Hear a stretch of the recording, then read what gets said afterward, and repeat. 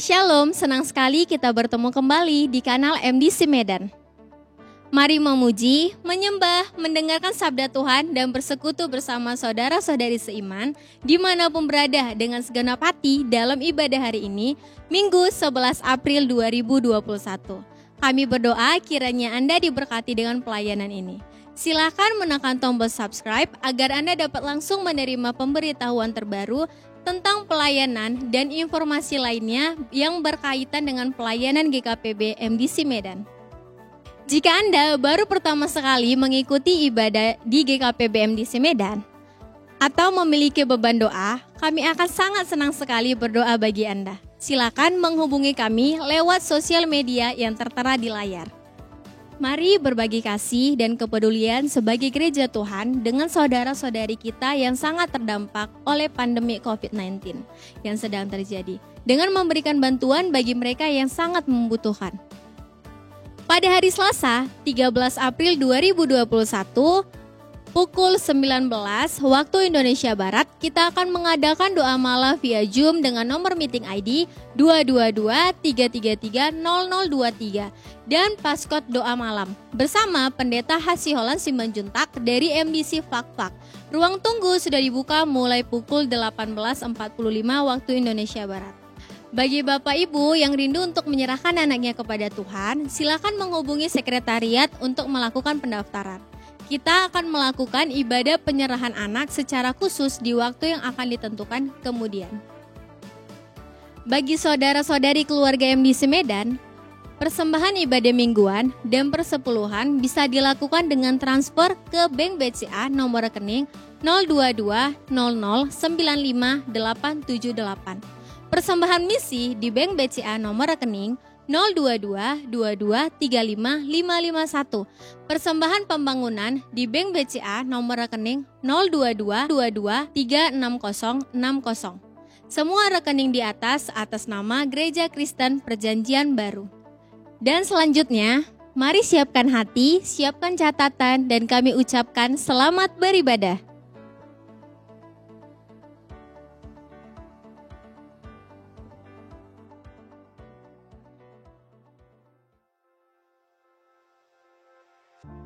Mazmur 119 ayat yang ke-72. Taurat yang kau sampaikan adalah baik bagiku, lebih daripada ribuan keping emas dan perak. Betapa berharganya kasih setiamu, ya Allah. Anak-anak manusia berlindung dalam naungan sayapmu. Dan kami tahu bahwa kami telah ditebus dari cara hidup kami yang sia-sia, yang kami warisi dari nenek moyang kami. Itu bukan dengan barang yang fana, bukan pula dengan perak atau emas, melainkan dengan darah yang mahal, yaitu darah Kristus yang sama seperti darah anak domba yang tak bernoda dan tak bercacat. Oh, alangkah dalamnya kekayaan, hikmat dan pengetahuanmu, ya Allah.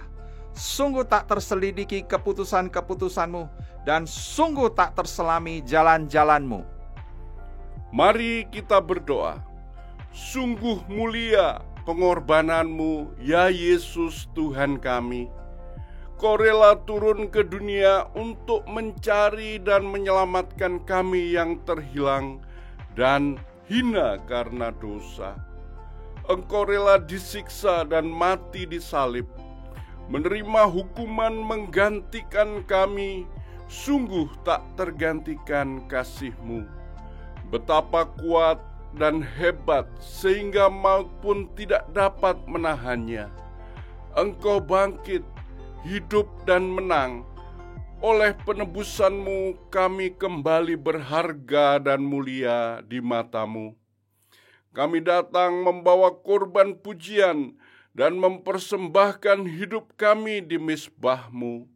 Kami merindukan hadirat-Mu, firman dan perkenanan-Mu. Nyatakanlah ya Tuhan dalam ibadah ini. Dalam nama Yesus kami berdoa. Amin.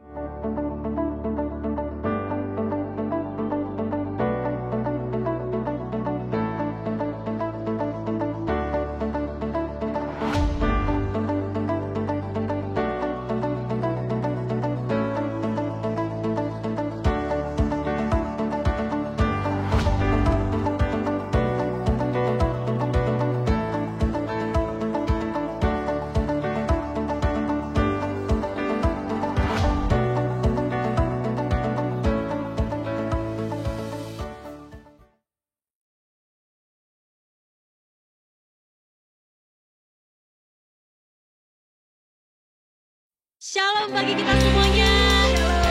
Mari hari ini sama-sama kita rayakan kebaikan dan kemurahan Tuhan di dalam kehidupan kita. Amin. Amin.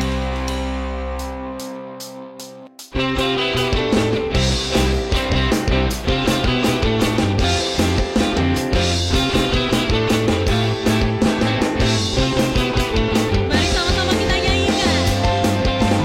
Seindah yang pelangi, seindah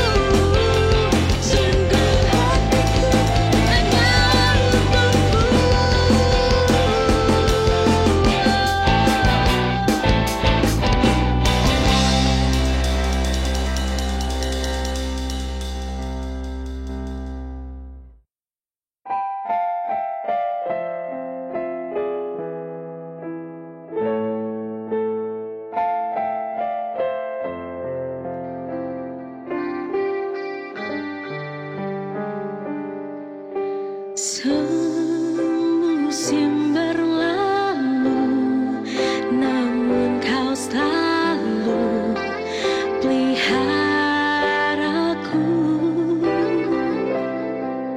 Kasih dan setiamu tak pernah layu di hidupku. Lebih luas dari samudra kebaikanmu Bapa, takkan habis di hidupku. Lebih tinggi dari cakrawala, tak terbatas kasih-Mu. Sungguh ku bersyukur.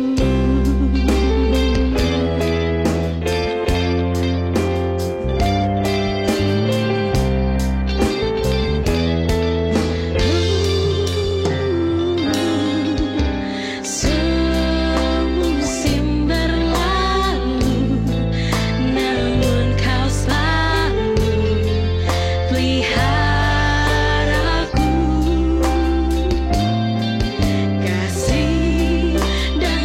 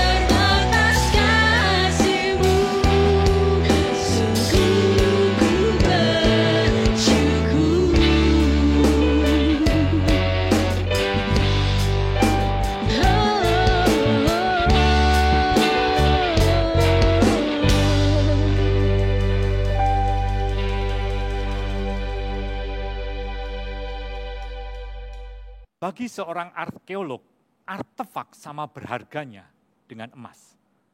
Artefak adalah barang-barang kuno buatan manusia yang mempunyai arti penting dalam sejarah. Artefak itu dapat berupa gerabah dan benda kuno lain yang dapat digunakan untuk menjelaskan asal-usul peradaban. Nah, di dalam mencari artefak, mereka tidak segan-segan menghabiskan dana besar, meluangkan waktu bertahun-tahun, dan menjelajah sampai ke penjuru dunia. Sebuah film dengan setting tahun 1930-an tentang petualangan fiktif seorang profesor arkeolog terkenal yang bernama Dr. Henry Walton Jones yang sangat gemar melakukan pencarian benda-benda kuno bersejarah, memburunya sampai mendapatkannya, menjelajah seluruh pelosok dunia, pantang menyerah menghadapi berbagai macam bahaya. Dan tentunya di akhir cerita benda kuno tersebut berhasil didapatkan oleh sang profesor. Film ini meraup sukses besar sampai dibuat beberapa sequel. Singkat cerita, dalam perburuannya sang profesor menggunakan dress code yang khas, yaitu jaket kulit, topi fedora, serta cambuk di tangan. Tentu Bapak, Ibu, Saudara-saudari tahu film apa yang saya maksudkan? Ya, itulah film petualangan Indiana Jones. Tahukah Anda, apakah persamaan dan perbedaan antara Indiana Jones dan Yesus Kristus? Persamaannya adalah sama-sama gigih mencari sesuatu yang hilang sampai berhasil ditemukan. Perbedaan yang pasti adalah tokoh Indiana Jones adalah fiktif, sedangkan Yesus Kristus adalah real, nyata. Di samping itu, bagi Indiana Jones sesuatu yang hilang dan yang harus ditemukan kembali adalah artefak. Sedangkan bagi Yesus Kristus, sesuatu yang hilang dan perlu ditemukan kembali adalah jiwa-jiwa. Seperti yang dia sendiri katakan, bahwa anak manusia datang untuk mencari dan menyelamatkan yang hilang. Bahkan memberikan nyawanya menjadi tebusan bagi banyak orang. Di dalam Injil Lukas pasal 15, Yesus menggambarkan 3 perumpamaan tentang jiwa yang hilang. Kita akan melihat salah satu di antara ketiganya. Untuk itu, mari kita baca ayat firman Tuhan di dalam Lukas pasal 15 ayat 8 sampai 10. Atau perempuan manakah yang mempunyai 10 dirham, dan jika ia kehilangan 1 di antaranya, tidak menyalakan pelita dan menyapu rumah serta mencarinya dengan cermat sampai ia menemukannya. Saya ulangi ya. Atau perempuan manakah yang mempunyai 10 dirham, dan jika ia kehilangan 1 di antaranya, tidak menyalakan pelita dan menyapu rumah serta mencarinya dengan cermat sampai ia menemukannya. Ayat 9. Dan kalau ia telah menemukannya, ia memanggil sahabat-sahabat dan tetangga-tetangganya, serta berkata, bersukacitalah bersama-sama dengan aku, sebab dirhamku yang hilang itu telah kutemukan. Ayat 10, aku berkata kepadamu, demikian juga akan ada sukacita pada malaikat-malaikat Allah, karena 1 orang berdosa yang bertobat. Dengan mempelajari perumpamaan yang diutarakan oleh Tuhan Yesus tentang perempuan yang mencari 1 dirham miliknya yang hilang, kita semakin memahami bahwa wujud dari kasih yang tak terbatas dan tak terbalas ada 2. Yang pertama, yaitu bersedia mengambil inisiatif di dalam mencari seorang manusia yang terhilang dalam dosanya. Sebagai catatan, dirham adalah sejenis mata uang seperti rupiah, dolar, yen, dan sebagainya. Dalam perumpamaan tadi dikisahkan bahwa perempuan tersebut memiliki 10 dirham, dan 1 di antaranya hilang. Tentu saja dirham yang hilang itu tidak dapat atau tidak bisa tiba-tiba muncul dengan sendirinya. Kalau hal itu yang terjadi, maka itu namanya dirham ajaib. Untuk itu, perempuan tersebut tidak berdiam diri, namun dia berinisiatif dalam hal ini mencari 1 dirham yang hilang itu. Demikian halnya dengan manusia yang terhilang dalam dosanya. Di dalam keberdosaannya, manusia tidak mampu dan tidak berdaya menyelamatkan dirinya sendiri dari dosa dan hukuman dosa. Itu sebabnya Allah berinisiatif untuk mencari manusia yang terhilang. Nah, ide atau inisiatif dalam mencari jiwa yang terhilang selalu bermula dari hati Allah. Hati yang penuh kasih. Hal ini terlihat pada awal penciptaan alam semesta di dalam kitab Kejadian pasal 3. Waktu manusia pertama jatuh dalam dosa, Allah yang berinisiatif datang dan mencari dengan bertanya, Adam, di manakah engkau? Akibat belenggu dosa, manusia tidak mampu membebaskan dirinya sendiri, kecuali Allah yang datang untuk membebaskannya. Seperti halnya orang yang terjerumus dalam kubangan pasir hisap. Dengan berdiam diri, maka lama-kelamaan dia tersedot makin dalam. Makin bergerak, makin kuat dia tersedot. Dengan kata lain, dia tidak mampu berbuat apa-apa.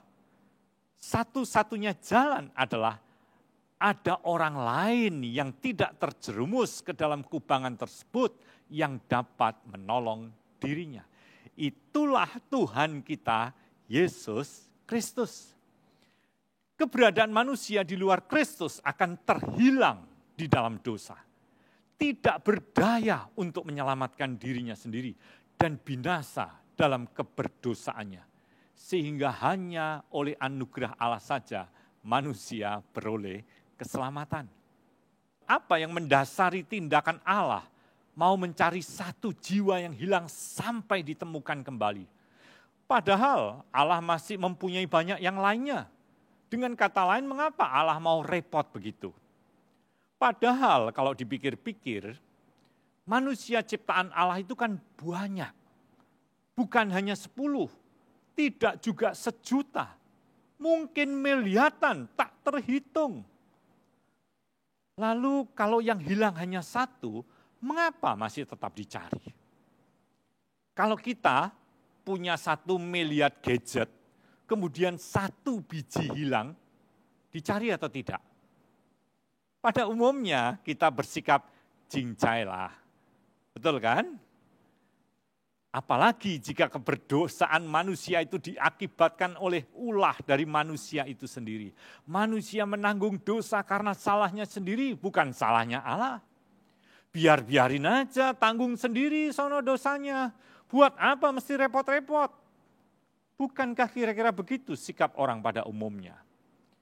Kalau Allah bersikap seperti itu, jinjai, tidak mau repot, celakalah hidup kita. Manusia tetap hidup dalam dosanya dan harus menanggung maut selamanya. Namun, kita bersyukur Allah tidak seperti itu. Justru disinilah makna dari kasih-Nya yang tak terbatas dan tak terbalas itu. Tak terbatas karena kasih Allah tidak dapat dibatasi oleh kedegilan hati manusia. Sedegil-degilnya hati manusia tetap jauh lebih besar kasih Allah. Kedegilan hati manusia tidak membuat kasih Allah berubah. Di samping itu, kasih Allah juga tidak terbalas karena tidak ada 1 manusia pun yang pernah hidup di dunia yang memiliki kasih seperti kasih-Nya yang ada dalam diri Yesus Kristus. Dicarinya yang hilang sampai yang 1 hilang itu ditemukan kembali. Itu sebabnya kasih-Nya melebihi apapun juga. Melebihi batas jangkauan pikiran manusia dan tiada bandingnya. Allah pribadi yang mulia dan abadi tidak butuh apa-apa dari manusia, rela menjadi seorang manusia. Dia pribadi yang tidak terbatas, bersedia menjadi manusia yang sangat terbatas. Dia yang bersemayam dalam terang yang tak terhampiri dan yang tidak punya kepentingan apa-apa, bersedia repot-repot menjadi manusia hanya untuk kebaikan manusia yang tidak pantas untuk menerimanya. Saya umpamakan seperti halnya kalau kita punya HP jadul, terjatuh ke dalam kloset yang seusai dipakai BAB dan belum di flash. Itulah kira-kira gambaran keadaan manusia dalam dosanya.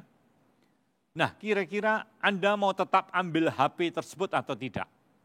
Padahal Anda mampu beli HP lagi yang lain yang lebih baik.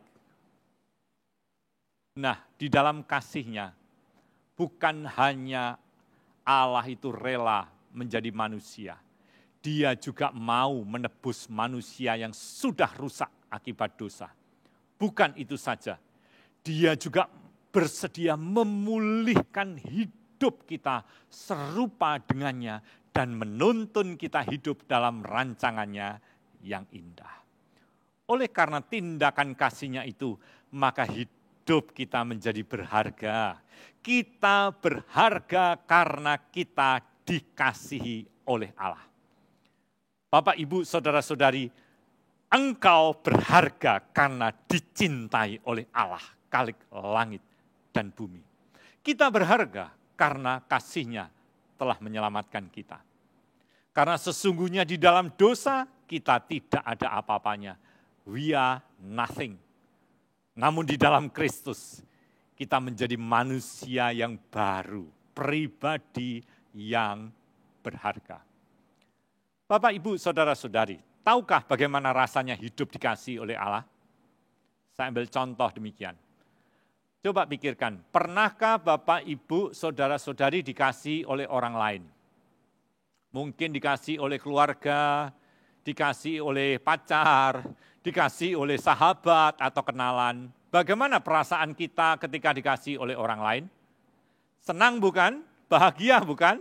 Nah, kalau kita ini dikasihi oleh orang lain, kita dikasihi oleh manusia saja kita merasakan kebahagiaan, apalagi dikasihi oleh Allah. Kita akan merasa jauh lebih berharga. Amin. Hidup atau hati yang dipenuhi dengan kasih Allah akan mendorong kita untuk mengambil bagian di dalam mencari jiwa yang terhilang dengan hidup menjadi saksi Kristus dimanapun kita berada. Menjadi garam yang membawa dampak positif bagi orang-orang yang berinteraksi dengan kita setiap hari. Membawa terang melalui perbuatan baik yang kita lakukan di tengah-tengah keluarga, di tempat kerja atau studi, di lingkungan tetangga kita maupun di dalam pergaulan kita. Bapak, Ibu, saudara-saudari, setiap orang memerlukan keselamatan di dalam Yesus Kristus. Itulah kebutuhan yang pertama dan yang terutama bagi setiap jiwa. Oleh karena itu, di dalam surat Rasul Petrus dikatakan demikian. Surat Rasul Petrus pasal yang kedua, ayat yang ke-9 berbunyi demikian. Tuhan tidak lalai menepati janjinya, sekalipun ada orang yang menganggapnya sebagai kelalaian. Tetapi Ia sabar terhadap kamu, karena Ia menghendaki supaya jangan ada yang binasa, melainkan semua orang berbalik dan bertobat. Saya ulangi, jangan ada yang binasa, melainkan semua orang berbalik dan bertobat. Itulah kehendak Allah. Sekarang yang kedua, wujud dari kasih yang tak terbatas dan tak terbalas, yaitu bersedia dengan tekun dalam mencari seorang manusia yang terhilang dalam dosa. Seperti yang tadi disebutkan dalam perumpamaan, untuk mencari dirhamnya yang hilang, perempuan tersebut menyalakan pelita, menyapu rumah dan mencari dengan cermat sampai menemukan kembali. Mencari dengan tekun sampai menemukan apa yang dicarinya. Tentu di situ butuh usaha, butuh kesabaran, ketekunan, kegigihan, dan pantang menyerah. Yesus Kristus tidak berputus asa dalam berjuang mencari manusia yang terhilang. Dia tekun melakukannya serta gigih dalam menghadapi semua penderitaan, bahkan sampai mati di kayu salib. Penumpahan darah di kayu salib merupakan satu-satunya cara Allah menyelamatkan manusia yang terhilang dalam dosa. Tidak ada cara lain, hanya itu satu-satunya. Ketekunan Kristus sampai dia mati di kayu salib. Wujud tindakan nyata dari kasih Allah yang tidak terbatas dan tidak terbalas, yaitu dia tekun mencari manusia yang terhilang akibat dosa, sehingga dia bersedia mengorbankan dirinya menjadi tebusan. Seperti yang diutarakan oleh Rasul Paulus kepada jemaat di Roma, di dalam Roma pasal yang ke-5, ayat yang ke-8, yang berkata demikian. Akan tetapi Allah menunjukkan kasih-Nya kepada kita, oleh karena Kristus telah mati untuk kita ketika kita masih berdosa. Inilah kasih Allah, yaitu Kristus mau mati untuk kita ketika kita masih berdosa. Itulah definisi kasih, itulah bukti dari kasih sejati, itulah yang Yesus perbuat bagi kita semua. Jadi sebelum kita bertobat, Kristus bersedia mati untuk kita. Tidak perlu menunggu kita bertobat dulu, baru dia mau mati untuk kita. Tidak demikian. Di saat kita ini masih hidup dalam dosa, Kristus telah mati untuk kita. Mengapa? Karena kasih-Nya tak terbatas dan tak terbalas. Kasih sepanjang masa, kasih yang tiada duanya, kasih yang hanya dimiliki oleh Allah di dalam Yesus Kristus. Hal ini sangat berbeda dengan kebanyakan orang pada umumnya. Kebanyakan orang pada umumnya yaitu apa? Tunggu dia tobat dulu, baru aku mau mengampuni dia. Tunggu dia berubah baik, jadi baik dulu, baru aku mau terima dia. Tunggu dia minta maaf dulu, baru aku mau memaafkan dia. Kasih Kristus tidak demikian. Kasih Kristus melepaskan pengampunan terlebih dulu, tanpa syarat, tidak peduli dia berubah atau tidak berubah. Memang tidak mudah, namun justru itulah wujud dari kasih Kristus yang tak terbatas dan tak terbalas. Cobalah berpikir sejenak.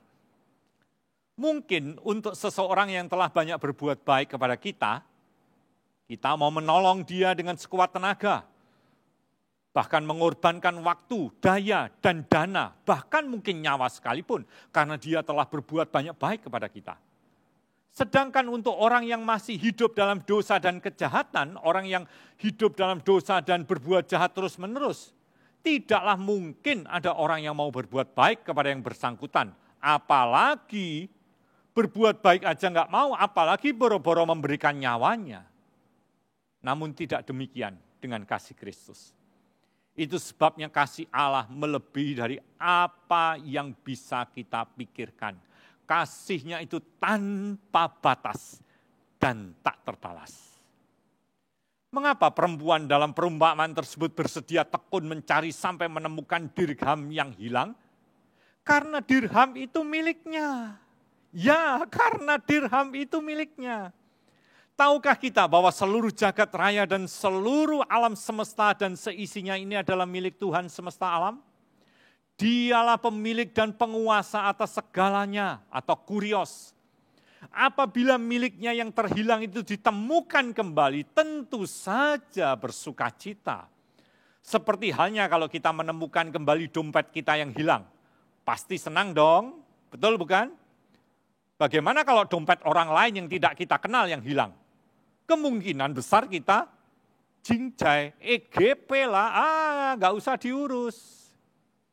Nah, tentu saja perempuan tadi itu bersukacita manakala dirhamnya ditemukan kembali.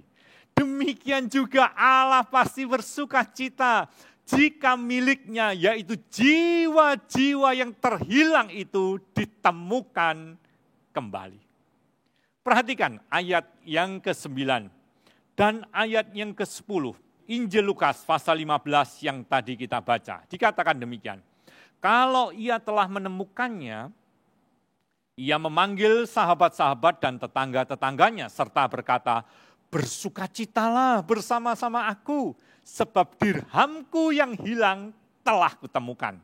Ayat 10, aku berkata kepadamu, demikian juga akan ada sukacita pada malaikat-malaikat Allah karena satu orang berdosa yang bertobat. Karena satu orang berdosa yang bertobat, ada sukacita malaikat di surga. Itulah sukacitanya surga. Inilah yang membuat surga itu gempar. Inilah yang membuat surga itu bersukacita ketika diri kita dan juga yang lain yang akan menyusul menerima Yesus Kristus sebagai Tuhan dan Juru Selamat pribadinya. Melalui kasih-Nya yang tak terbatas dan tak terbalas tersebut, Bapak, Ibu, Saudara-saudari, dan juga saya yang sedang mengikuti ibadah ini secara online, kita semua yang tadinya terhilang, diselamatkan dari dosa dan hukuman dosa karena kasih Allah yang tak terbatas dan tak terbalas. Oleh sebab itu, selagi masih ada kesempatan, pergunakanlah waktu yang ada untuk memberikan kesaksian dengan tekun tentang kasih Tuhan Yesus kepada orang yang belum mengenal Dia dengan benar. Masalahnya adalah seringkali orang yang terhilang itu tidak sadar bahwa dirinya terhilang dan tidak merasa butuh diselamatkan.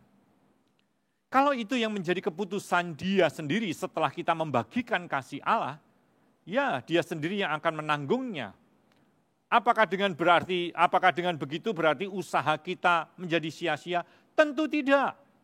Manfaatnya bagi kita adalah kita semakin bertumbuh dalam mengasihi Tuhan dan sesama. Dan memupuk perubahan hidup yang serupa dengan Kristus, yaitu memiliki hati seperti Bapa di surga. Kesadaran yang mendalam terhadap kasih Allah yang tak terbatas dan tak terbalas yang telah menyelamatkan hidup kita ini terlihat dari kesediaan kita untuk yang pertama, kita tidak mau lagi hidup berlarut-larut dalam dosa, membenci dan meninggalkan keberdosaan. Allah mengasihi manusia yang berdosa, ya, namun Allah membenci perbuatan dosa, karena perbuatan dosa itu merusak manusia yang dikasihi oleh Allah. Sifat dosa itu merusak, oleh sebab itu jauhi dosa. Ingat, akibat menanggung dosa kita, maka Tuhan kita telah mati untuk itu. Sehingga tidak perlu ada korban lagi.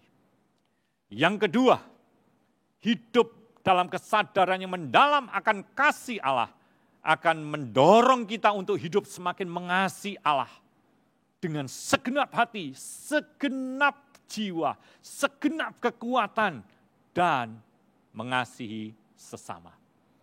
Sehingga Bapa di surga tidak malu menyebut dan mengakui kita sebagai anaknya, karena kita hidup di dalam kasih seperti Dia. Tuhan Yesus memberkati kita semua.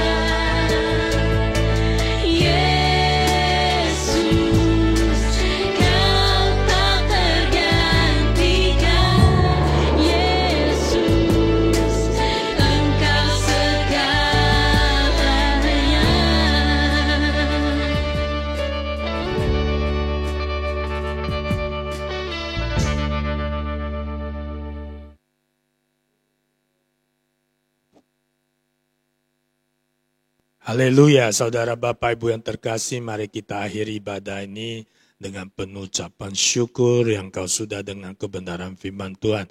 Mari arahkan hatimu, angkatlah tanganmu, terimalah berkat yang terbaik sempurna di dalam nama Bapa, Putra, Roh Kudus yang sungguh mengasihi engkau apa adanya.